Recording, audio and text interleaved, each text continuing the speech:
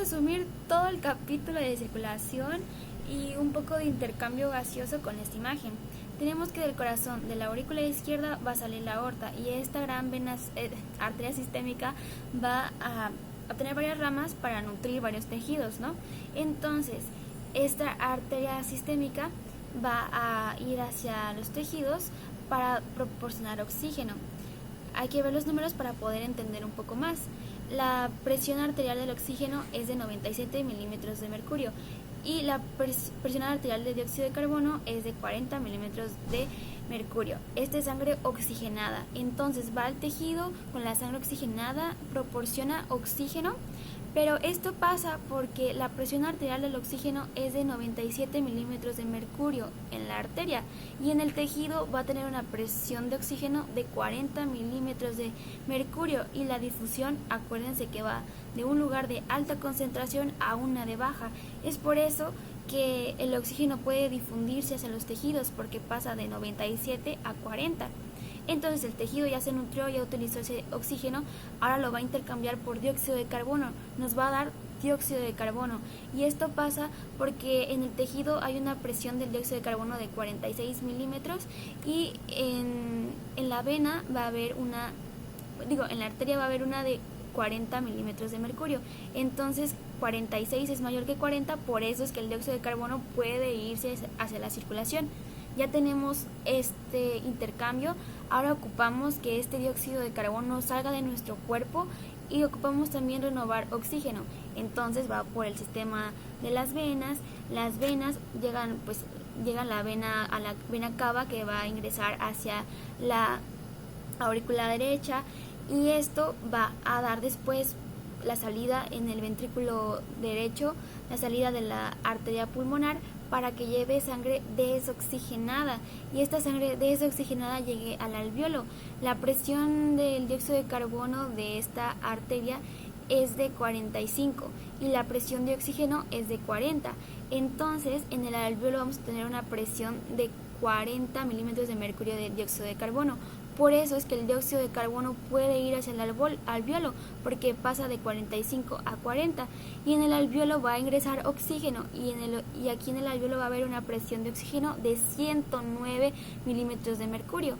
Va a ser mayor que la que hay en la vena pulmonar, que es de 40, por eso es que puede haber una difusión y el oxígeno pasa del alvéolo hacia el capilar y pues ya llega a lo que habíamos dicho, ¿no? A la aurícula izquierda y todo eso. Y así es la circulación pulmonar y la circulación sistémica. Hay que acordarse que la inspiración es un proceso activo y va a haber mayor volumen porque va a haber una mayor presión intraalveolar porque va a ingresar oxígeno. Aquí va a haber una carga negativa, por eso es que puede entrar el oxígeno y en la expiración va a haber menos volumen porque la presión intraalveolar va a ser positiva a la de afuera, va a ser positiva y por eso puede salir. Porque va a haber más 1 y la de afuera es de 0, por eso es que puede salir. Y eso es todo, lo más importante. Ahora el Guyton habla sobre física, la física del intercambio de gases, que pues en sí nosotros respiramos aire, pero el aire es la unión de varios gases. Por eso es que se fracciona, por eso es que se habla de presiones parciales, porque el aire va a estar conformado por un 71% de nitrógeno, 21% de oxígeno y 1% de dióxido de carbono. Entonces lo que más inspiramos es nitrógeno, pero lo que ocupamos en sí es oxígeno. Por eso es que se habla de porciones parciales y para poder medir esas porciones parciales hay varias fórmulas, pero la presión atmosférica hay que tener en cuenta que siempre la presión atmosférica a nivel del mar va a ser 760 milímetros de mercurio y esta se obtiene sumando todas las presiones parciales, sumando el oxígeno, el dióxido de carbono y el nitrógeno. Por eso es que tenemos 760 milímetros de mercurio. Esa es la ley de Dalton resumida, que dice que es la presión total de una mezcla de gases. Pero ahora, Recordemos que vamos a tener una vía aérea y esta vía aérea nos sirve de conducción, pero también nos sirve para filtrar, humidificar y calentar el aire. Entonces ocupamos que el aire entre hacia los alvéolos pero calientito, porque primero va a estar seco, pero ocupamos que esté humidificado y también puede entrar frío, pero ocupamos que esté a una temperatura corporal. Por eso es que tiene estas funciones, pero la más importante ahorita es la de humidificación.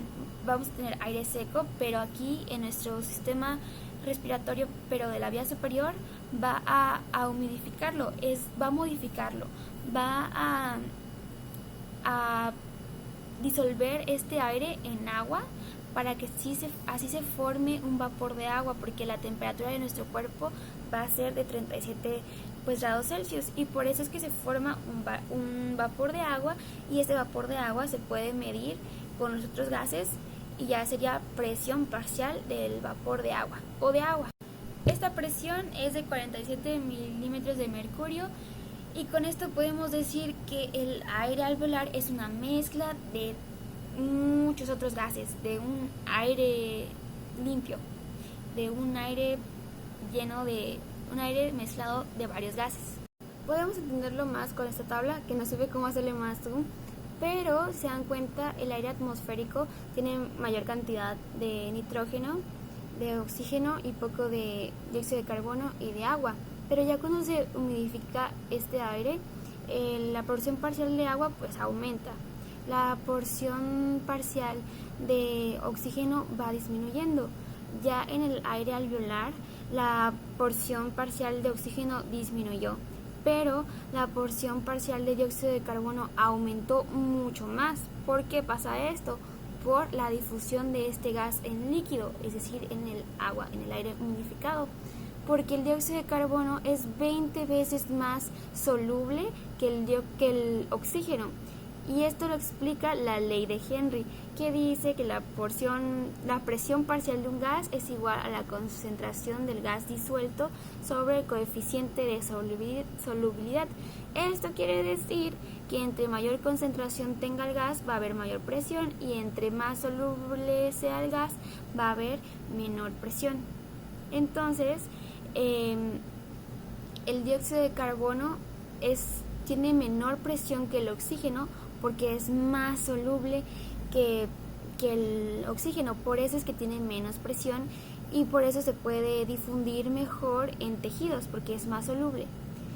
Y pues ya, eso es la ley de Henry y los factores que determinan la presión de un gas.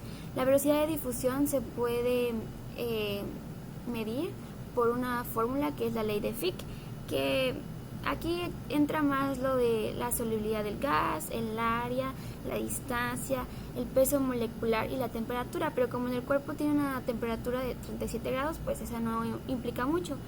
Pero lo que más implica en esta ley es lo que tiene que ver con el gas, por ejemplo, la solubilidad de este y su peso molecular. Es por eso que el dióxido de carbono también es más veloz al difundirse, porque pues tiene mayor solubilidad.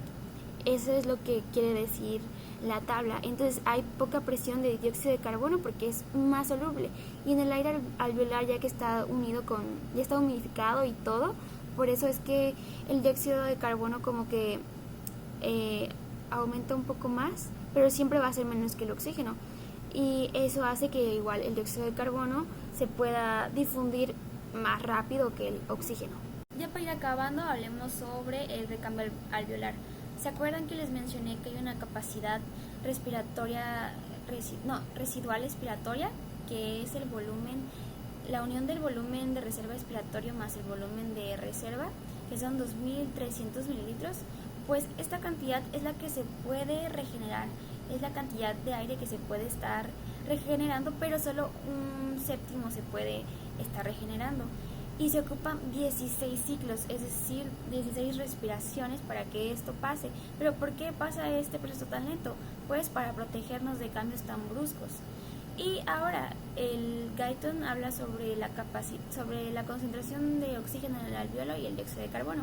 En resumen, lo que quiere decir es que cuando entra mucho oxígeno, pero este no se difunde tan rápido pues obviamente va a haber mayor concentración de oxígeno en el alveolo y poco en el capilar, y lo mismo con el dióxido de carbono.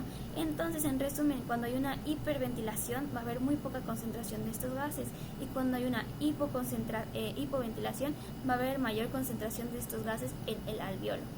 Ahora vamos a hablar sobre la difusión en el capilar, que ya lo habíamos hablado, pero esto es como que más de física. Histológicamente tenemos la capa del líquido y el surfactante, donde van a estar los neumocitos tipo 2. De ahí tenemos al epitelio alveolar con los neumocitos tipo 1, de ahí la membrana basal endotelial, un espacio intersticial, de ahí una membrana basal capilar y por último el endotelio capilar. Y pues ya habíamos visto, ¿no?, de la difusión de gases. Pero acá lo que menciona Guyton es que son los factores de velocidad de esta difusión. Entre más delgada sea la membrana, va a ser más fácil la difusión. Otro factor que menciona es el área. Entre mayor área va a ser más difícil que se difunda.